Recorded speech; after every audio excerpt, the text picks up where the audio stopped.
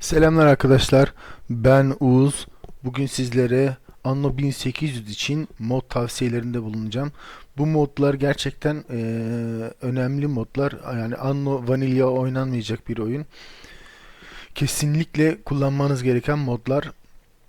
Şöyle bunların hepsinin linkini, sitenin linkini sizlere bırakacağım. Bu mod zaten Anno 1800 oyununun desteklediği bir kendi dahilinde bir mod sitesi. Onun dışında öncelikle siteye linkten giriyorsunuz. Sonra şurada giriş yap ya da kayıt ol seçeneği oluyor. Onu yaptıktan sonra böyle bir ekranla karşılaşıyorsunuz. Buradan öncelikle şu modumuzu göstereyim size. Bu mod gördüğünüz gibi liman alanını genişletiyor. Bakın fotoğrafı. Bu modu kesinlikle şuradan subscribe deyip ondan sonra da abonelik oluşturuyorsunuz. Bu otomatik olarak oyuna giriş yaptığınızda solda mod şeyi var. Sekmesi var. Otomatik olarak bunlar kendisi güncellenecek. Ben size onu da göstereceğim. Öncelikle modlarımızı bir tanıtalım. Sonra ikinci önemli mod oyuna 21 tane önemli item veriyor. Bunlar güzel özellikleri olan itemler. Bu itemleri limanlardan satın alabiliyorsunuz. Biraz pahalı. O yüzden oyunun başlangıcında çok kullanamayacağınız şeyler. Bunu da yine buradan abonelik oluşturuyorsunuz. Ondan sonra benim abonelik yaptığım modlarım. Şu mod müthiş bir şey. Burada oyunun içindeki kaynakları taşıyabiliyorsunuz. Oyunun başında. Bunu normalde oyun size bu özelliği veriyor. Ama nasıl veriyor? En basitdeki görevleri tamamladıktan sonra Research Bilim Adamı Akademisi'ni kuruyorsunuz. Ondan sonra oradan alıp e, özelliklerini açıyorsunuz ve size işte taşımak için şey veriyor. Onlarla birlikte taşıyabiliyorsunuz.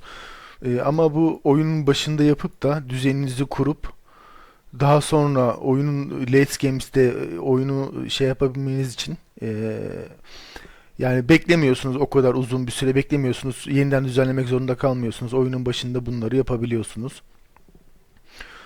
E, Bu mod biraz warehouse'unuzun hızını arttırıyor. Warehouse'dan çıkan arabacıların sayısını arttırıyor. Kullanışlı bir mod. Daha az. Ya buradaki modlardaki önemli, seçtiğim modlardaki önemli şeylerden biri de daha az bina kurarak late game'de oyun daha az kasma şeyiniz olacak. Yani daha az gemi çıkarabileceksiniz. Daha az bina kurarak oyundaki kasma şeyini azaltmış olacaksınız. Eğer bilgisayarınızda güçsüz bir bilgisayarsa sizin için çok avantajlı olacak. E, şu Gördüğünüz gibi normalde bunun çapı bu kadar uzun değil. Bu bir petrol binası. Bunun çapını genişletiyor. Bu mod bu işe yarıyor. Bunların hepsinin linkini size aşağıda vereceğim açıklamada. NPC bu modda şöyle hemen Türkçe'ne de çevirelim daha rahat görün. E, Hikayeyle birlikte gelen itemleri direkt açıyor. Böylece oyunun başında istediğiniz itemlere ulaşabiliyorsunuz. Bu modla birlikte önemli olan bir mod daha var. Onu da şimdi göstereceğim. O olmazsa bu mod daha şey çalışır. E, Warehouse'un kapasitesini arttırıyor. Eski Anno oyunlarında olan bir şey bu. Warehouse kurdukça depolama 5 ton 5 ton arttırıyor. Bu da önemli bir mod. Eski Anno oyunlarında olup da bunda olmaması zaten çok saçmaydı. Bu bu mükemmel bir mod. Çünkü tarım aralığını kuruyorsunuz ama birbirine bitişik olması gerekiyor normalde. Ama siz böyle yollar çekip yolun karşısına da tarım alanlarının e, uzantılarını koyabiliyorsunuz. Bu daha rahat ve güzel bir şekilde adaya yerleşmenizi sağlayan bir mod. Mutlaka alması gereken modlardan biri. Bu mod ise tüccarlardan satın alacak eşyaların sınırını kaldırır diyor. Şimdi burada normalde oyunda gidiyorsun, iki tane şey alıyorsun. Ondan sonra bir sınırı vardı bunun. Ve bir de süresi var. Bu süre yine devam ediyor. Belli bir süre stok yenileme. Bir tane ürünü aldın. Bu öküzü aldın. Şu 16 dakikada olacak. Ondan sonra bir daha alacaksın. Paran varsa şuradan zara basıyorsun. O yenileniyor. E, Bu öyle bir şey. Bir de belli bir sınırı vardı vanilyada. İşte tek seferde 10 tane mi alabiliyorsun ne itemleri. Onun dışında alamıyorsun. Bunda bu mod sayesinde istediğin kadar alabiliyorsun. Hepsini al. Zarı yenile, hepsini al. Koy gemine, götür limanına. Gelelim şuna. Şimdi bu modda e, bu Docklands'da belli başlı kaynaklar var. Sadece onların ticaretini yapabiliyorsun. Bu mod bunu genişletiyor. Ee, Mesela Arktik'e gittiğinde bu şu çıkacak. Embassy'ye gittiğinde farklı kaynaklar çıkıyor. Onları mesela işte bu şey gibi, çömlek gibi. Bunları doğrudan o açtığında, Embassy'ye gidip bunu açtığında bu kaynakları şeyden de satın alabiliyorsun. Ticaretini yapabiliyorsun Dockland kurduğunda adana. Bu mod onu aktifleştiriyor. Çünkü her kaynak yok. Her kaynağın olması bir avantaj sağlıyor. Yine bir Legendary Seed'imiz var. Bu da çok avantajlı. Mesela gidiyorsun bir adaya kuruyorsun. Şey yok. Buğday yok. Satın alıp yine bu itemleri o ticaret şeyine koyduğunda, ticaret union'a koyduğunda direkt şeyi aktif ediyor ve buğday ekebiliyorsun, üzüm ekebiliyorsun, tütün ekebiliyorsun. Tabii tütünü yine şeyde ikinci adada yapabiliyorsun.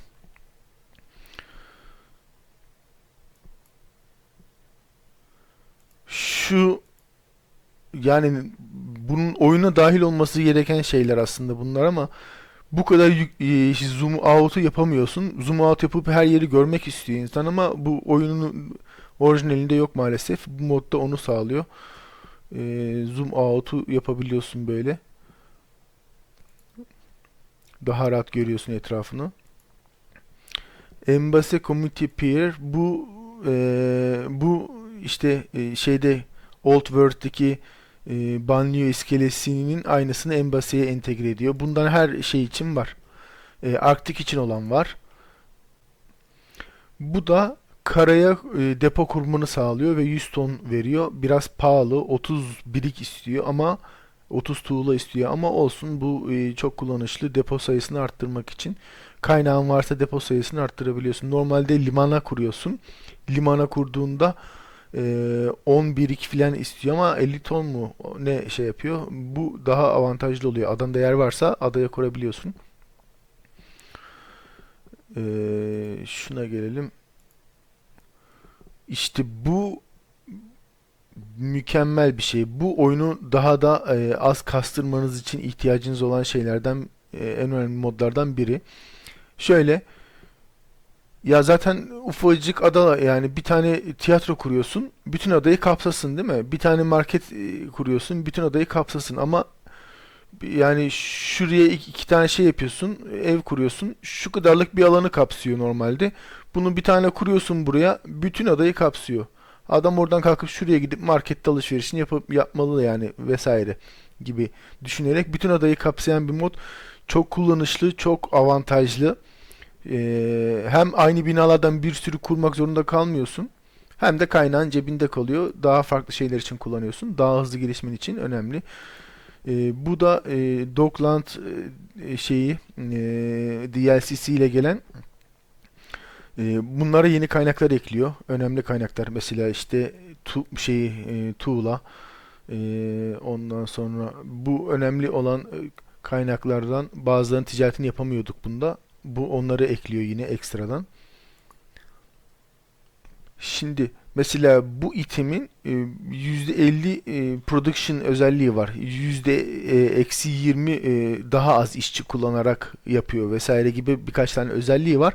Ama bunu Trade Union'a koyduğunda kapsadığı binalar var. Bu olması gereken şekilde mesela kimya fabrikalarını da üretim binalarına dahil etmiş adam. O yüzden onu da kapsıyor. İşte telefon fabrikası, pro fabrikası ve marangozluk işleri de sayılıyor. O yüzden bu onları da etkiliyor gibi bir düzenleme yapmış arkadaş. Çok da mantıklı olmuş çünkü her biri için ayrı item alıp koymak zorunda kalmıyorsun. Zaten itemler çok pahalı. O yüzden bu mod da çok mantıklı bir mod. Oyunun oynayışını rahatlatan bir mod. Bir de Embassy'de bazı şeyler var. Kaynaklar var. Bu kaynakların şeylerini arttırıyor. Production'larını arttırıyor. Mesela bibere %50 vermiş. Bu biraz legendary şey tohum diye geçiyor. Mesela hibiskus'a 50 şey vermiş. Production. Hepsine 50-50 vermiş zaten sanırım. Bu da Embassy'deki kaynaklarda çok fazla adaya yayılmadan daha rahat üretim sağlamanı sağlıyor. Çünkü çok fazla yayılıyorsun, çok fazla saat gömüyorsun. Embassy'de çok takılmak istemiyorsan bunları alıp trade union'a koyup üretimini arttırıp daha az binayla daha rahat bir şekilde şey yapabilirsin. Oyununu oynayabilirsin. Bu çok gerekli bir mod değil ama keyifli bir bina, güzel, görseli güzel. İşte belediye binası kuruyorsunuz ya oyunda. Onun daha fazla slotlu bir şekilde versiyonu diyelim. Bunu kurduğunuzda bayağı bir yer kaplıyor gördüğünüz gibi bakın şurada. Bayağı yer kaplıyor. Ama işte bir tane adanıza koyabilirsiniz. İsteğe bağlı. Bu mod çok şey değil. Elzem değil yani illa olması gereken bir mod değil. Şimdi bu mod da çok elzem değil. Eğer ben kendim yapmak istiyorum diyorsan çok fazla item ve çok fazla müze, hayvanat bahçesi vesaire şeyleri var, itemleri var. Bunların hepsini araştırmanız gerekiyor. Eğer üretecekseniz Research binasında, akademi binasında üretmek istiyorsanız hepsini araştırmanız gerekiyor. Bu mod direkt hepsini araştırılmış halde size sunuyor. Akademiyi kurduğunuzda hepsi araştırılmış olarak geliyor. Siz sadece üretim için zaman bekliyorsunuz. Zaten üretim zamanları da bir saat, en az bir saat sürüyor. Hava gemileri çok uzun sürüyor. Hava gemilerini inşa ederken bir yarım saat falan bir kaynak gönderip bekliyorsunuz. Onun süresini kısaltıyor. Ve Embassy'de ki görevleri yapmak istemiyorsunuz. Eğer Embassy'yi biliyorsanız arkadaşlar, oradaki görevleri yapmak istemiyorsanız bu modu abone olduğunuzda e, direkt Embassy'deki ilk görevi yapıyorsunuz. Adaya gidiyorsunuz. Embassy kralıyla görüşüyorsunuz. Sonra ada size bir ada veriyor. O adaya tıkladığınız anda bütün görevlerin şeylerini e, ada limanına gönderiyor anında ve siz şey bütün görevleri yapmış gibi şeyi oluyorsunuz. Direkt Old World'e gelip şey binalarını kurabilirsiniz. Akademi binalarını kurabilirsiniz. Hani ben bir an önce Research'e geçeyim, bir an önce akademideki o avantajlı gemileri üreteyim. İşte avantajlı kaynak taşıma vesaire onun modla gerçi hallediyoruz ama mesela akademinin avantajlarından da biraz bahsedeyim. Akademinin avantajı Old World'de pamuk üretebiliyorsunuz, kahve üretebiliyorsunuz. O tarz binaları da research yaparak açıyorsunuz. Size birkaç tane bina slotu veriyor. O bina kadar kurabiliyorsunuz. Bir an önce bunları geçebilirsiniz bu mod sayesinde. Embassy'de çünkü girdiğiniz zaman bayağı bir uzun zaman harcıyorsunuz. Oradan oraya git gel. Hani bir ilk yaptığında keyifli, ikinci yaptığında da hadi keyifli. Üçüncüde artık sıkılıyorsunuz aynı şeyleri yaparken. Yani yeni oyun açtığınızda. Bu onu atlatıyor direkt. Bir research şeyimiz daha var. Buraları çok doldu o yüzden bulmakta zorlanıyorum.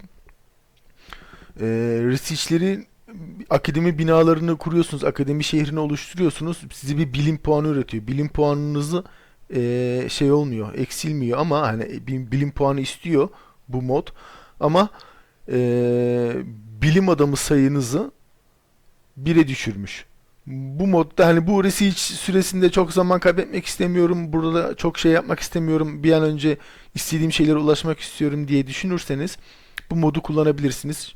Bu da çok elzem değil ama mesela burada bakın bir şey atıyorsunuz. Bilim adamı sayısı atıyorsunuz. O kadar bilim adamınız yoksa süre uzuyor vesaire. Bunu istemiyorsanız bu modu kullanabilirsiniz. Evet, Arktik'le ilgili bir şeyimiz var. Arktik şeyinde bir kaptanlar ekliyor. Bu kaptanların bazı özellikleri var. Ee, işte Zeppelin'in hızını arttırıyor. Ticaretle uğraşıyorsanız %50 indirim sağlatıyor. Ve Zeppelin'in bir şeyi var, maliyeti var. Onu %40 düşürüyor. Bu mod da güzel bir mod. Özellikle şey yaparken özellikle bu Zeppelin vesaire bunları kurarken mutlaka böyle bir düzgün item arıyorsunuz. Yani e, kurmazsanız pişman olursunuz. Bu item konusunda gerçekten oyun biraz şey, bonkör değil. Bu modlar sayesinde bonkör hale gelebiliyorsunuz. Bu mod elzem değil ama yine ben şehrimi güzelleştirmek için beklemek istemiyorum. Kozmetik pek de satın almadım diyorsanız bu modu kullanabilirsiniz. Birçok kozmetik şeyi açıyor ve onları kurabiliyorsunuz. Şehrinizi güzelleştirmekle ilgileniyorsanız eğer. Önce Research binasından şeyi yapacaksınız. Rom üretme, kahve üretme ve pamuk üretme fabrikalarını açacaksınız. Onu eski dünya yani Old World'da kurduğunuzda normalde bunları yapamıyorsunuz çünkü. Old World'da kurduğunuzda belli bir üretim hızı var. Bunu biraz bufflamış. Üretim sırasını yarıya indirmiş. Yani 10 saniyede bir tane ROM üretiyorsa 5 saniyede üretiyor. Daha hızlı üretiyor. Bu modu şöyle kullanıyorum. Şöyle iki tane avantajı var. Research olan şeydekini daha kullanmadım ama gemilere ticaretle satın aldığınız itemleri bir tane alıp koyabiliyorsun. Götürüyorsun limanına bırakıyorsun, geri geliyorsun, bir daha alıyorsun vesaire. Bu mod sayesinde aynı itemi zarı yenildikten sonra 4 tane 5 tane istediğin kadar koy. Şeyi yok, sınırı yok. Ama e, 50 defa git gel yapmanı engelliyor. Tek seferde 10 tane adam var. 10 tane adan için 10 tane bu itemden almak istiyorsan 10 tanesini alıyorsun ve gidiyorsun. Ama bu tabi paranın olması lazım. İyi bir para kasmanız lazım. Öyle bir avantajı var bu modun. Sonradan çok kullanışlı hale geldiğini anlayacaksınız. Çünkü ilk zamanlar çok anlamayabilirsiniz ama sonradan uzun süre oyunu oynamış olanlar gerçekten bayılacak bu moda. Bu mod ise bir adaya gittiniz, demir kaynağına ihtiyacınız var ya da ana adanızdasınız, demir kaynağınıza ihtiyacınız var ve kömüre ihtiyacınız var. Başka bir üretim yapmıyorsunuz o adada. Ama adanın içinde işte e, beton kaynağı var, işte bakır var vesaire. Bu mod bütün bunları sıfırlıyor. Bütün adadaki kaynaklar şu ikonda görünüyor ve sen gidiyorsun building sekmesinden açıyorsun, e, demire tıklıyorsun, getiriyorsun üstüne çat demiri kuruyorsun. Bakırı tıklıyorsun, çat bakırı kuruyorsun. İstediğin kaynağını istediğin yere kurabiliyorsun. Onun dışında bu birik üretmek için çıkarılan tuğla tozunu da bu şekilde gösteriyor. Bunu da değiştiremiyorsun ama bunu da direkt şey olarak kullanıyorsun. Yine birik olarak kullanıyorsun. Bu modda hani avantaj sağlayabilir eğer çok oyunu şey düşünmüyorsanız. Çok çiğ de girmek istemiyorum gibi düşünmüyorsunuz. Oyunu kolaylaştıran, avantaj sağlayan modu. Şimdi bu modda limana gidiyorsun adamdan şey alıyorsun, demir alıyorsun, şey alıyorsun ama 50 ile mi ne sınırlı vanilyada? Daha fazlasını alamıyorsun. Zaman geçtikçe bu 300'e kadar sınırlamış arkadaş. Bu da avantajlı bir mod. Eğer istersen bir kaynağı almak istersen, ilk zamanlarda özellikle odun vesaire almak isterken 300'e kadar sınırı var. 300'e kadar sınırlaması güzel bir mod. Kullanışlı bir mod. İhtiyaç olduğunda gidip topluca alabiliyorsun. Bu da tarım şeylerine buff sağlıyor arkadaşlar. %50 üretkenlik sağlıyor ekstradan. Traktör kurduğunuzda ayrı buff, işte gübre ileride ürettiğinizde onların özellikle gübre üretimi çok kısıtlı kalıyor şeyde La Isla adasında. çok kısıtlı kalıyor. O yüzden şey yapamıyorsunuz, yetiştiremiyorsunuz. Yani çok fazla kurmanız gerekiyor. Çok fazla orada hayvanat ağırları kurmanız gerekiyor. Hayvan şeyleri kurmanız, hayvan çiftlikleri kurmanız gerekiyor. Gübre daha fazla üretsin diye. Gübre üretiliyor. Old World'e götürüyorsun hani şey yapalım diye. Ama bu sefer de kurduğunuz bu ağırlar fazla üretim yapıyor. Boşu boşuna bir dünya oraya şey harcamış oluyorsunuz. Sırf gübre için. Öyle bu modla sayesinde bunların üretimlerinin hepsi artıyor. Daha az kurup daha çok şey yapabiliyorsunuz. Bu da oyununuza daha az yük bindiriyor. Evet, modlarımız bu kadardı. Şimdi bu modların hepsinin listesini size vereceğim açıklamada.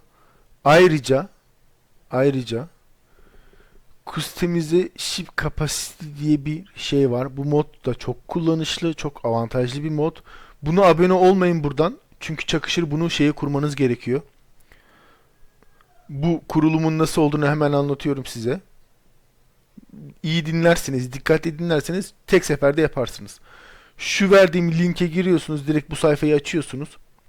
Sonra bu sayfayı açtıktan sonra bu mod eee Anno'nun harici olarak kurulan bir modu. Bu şeyin GitHub'ın oradaki arkadaşların oluşturduğu bir mod. Anno'nun özellikle şey olmadığı bir mod. Bu daha doğrusu Mod Tools. Bunun içine ayrıca mod indirip o modun ayarlarıyla oynayabiliyorsunuz. Buradan modunuza basıp indiriyorsunuz. Tamam mı? Ondan sonra şöyle indirilenler buradan modunu bu klasöre çıkar de, içindekileri çıkardın mı? Tamam. Hepsini şu isimde bir yeni klasör oluştur. Şu isimde bir klasörün içine at. Şöyle. Sonra bunu kes. Oyunun olduğu klasör bilgisayarı, yerel disk, program dosyaları 86'da Ubisoft'a giriyorsun. Ubisoft'ta Game Launcher'a, buradan Games'e ve Anno 1800'ü buluyorsun. Onun içine buraya yapıştır diyorsun. Burada görünüyor. Eğer bu klasörde mod klasörünüz yoksa hemen yeni klasör oluştur diyorsun. Shut mods diyorsun. Şu isimde mods diyorsun. Şimdi ben yapmayacağım. Var çünkü. Bu klasörü oluşturuyorsun. Bu klasörün açıyorsun şöyle. Sonra yine linkini vereceğim. Şuradan Customize Ship Capacity'ye gelip buradan bunu download file'a basıyorsun, indiriyorsun. O orada inerken bu modun özelliklerini bir anlatayım hızlıca. Bu modun şöyle bir özelliği var. Hatta modu kuralım, oradan göstereyim. Bu modu buraya indirdin. Yine aynı şekilde şuradan şunu aldın. Buraya çıkardın. Bunu buradan yine kesiyorsun.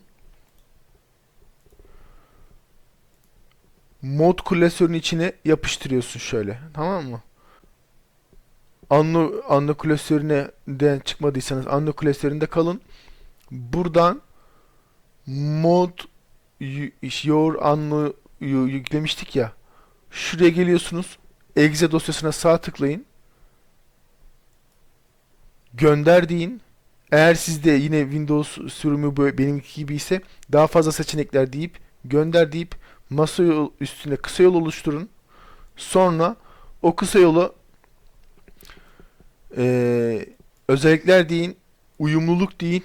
Bu programı yönetici olarak çalıştırı tıklayın, uygulayın. Sonra bunu açıyorsunuz çift tıklayıp. Şöyle bir ekranla karşılaşıyorsunuz. Buradan mod aktivasyona gelip modunuzu seçiyorsunuz. Direkt o yüklediğiniz mod görünüyor. Aktif diyorsunuz. Şuradan. Şöyle göstereyim. Sonra Tweaking'e geliyorsunuz. Yine modunuza tıklıyorsunuz ve burada şöyle bir şeyle karşılaşıyorsunuz. Burada oyun içindeki mevcut gemilerin özellikleri var. Mesela Schooner ilk çıkan ticaret geminiz. Slotunu 8'e çıkarın. Normalde 2'dir. Default'u 2'dir diye burada yazmış adam zaten. Taşıyabileceği kapasite 50, 5000'e çıkarmışım. Bunlara çok oynamadım. Diğer şu item sayısını 4'e çıkarmışım. Normalde bir tane item koyabiliyorsun. Daha fazla item satın aldığın zaman gemin daha hızlı gidiyor. Daha hızlı ticaretini doldur boşaltını yapıyor. İşte daha dayanıklı oluyor vesaire. Savaş gemilerinize, ondan sonra ticaret gemilerinize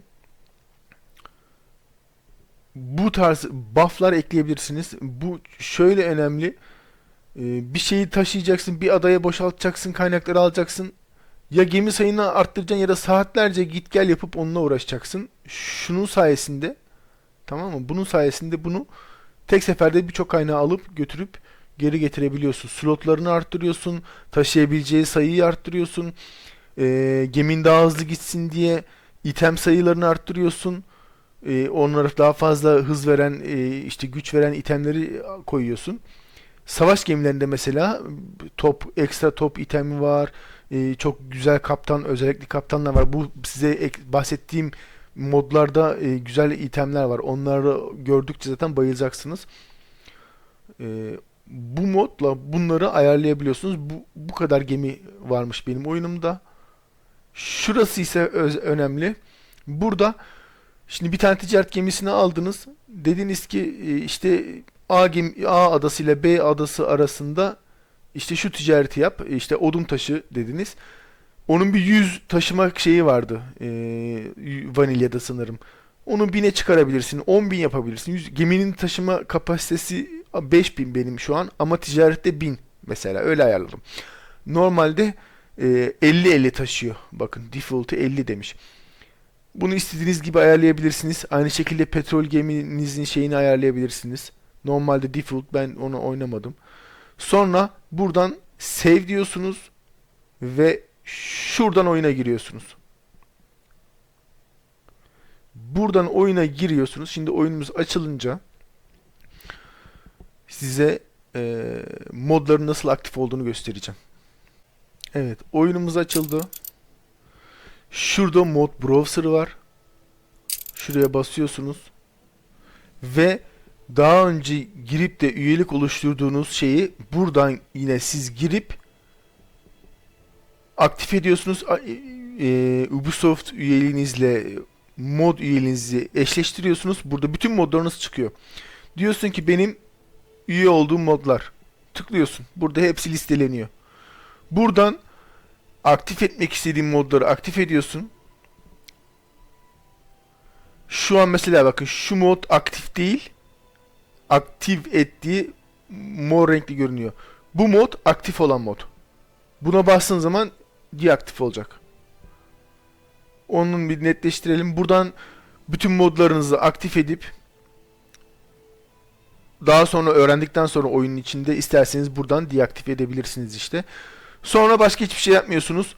Şuradan beklediğinizde oyun sizin için modları yüklüyor hemen ve yeni game dediğinizde de hatta bazı modlar kayıtlı oyunlarınızdan da devam edebiliyorsunuz. Onların mod açıklamalarında modu yapan arkadaşlar anlatmışlar.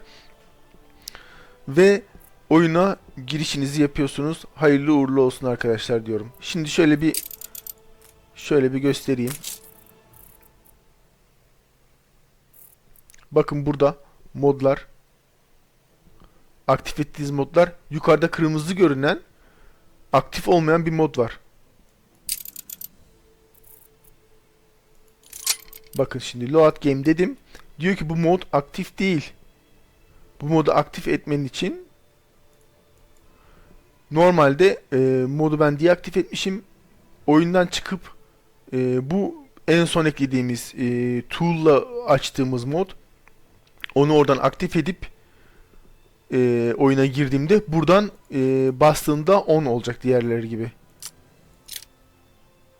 Şunlar gibi. Bakın böyle olacak. Sonra continue diyorum ve oyunuma giriyorum. Bu kadar. Beni dinlediğiniz için teşekkür ederim arkadaşlar. Umarım size faydalı olabilmişimdir. Eğer sizin işinizi gördüyse de beğenip abone olmayı unutmayın. Çok teşekkürler. İyi günler. İyi oyunlar.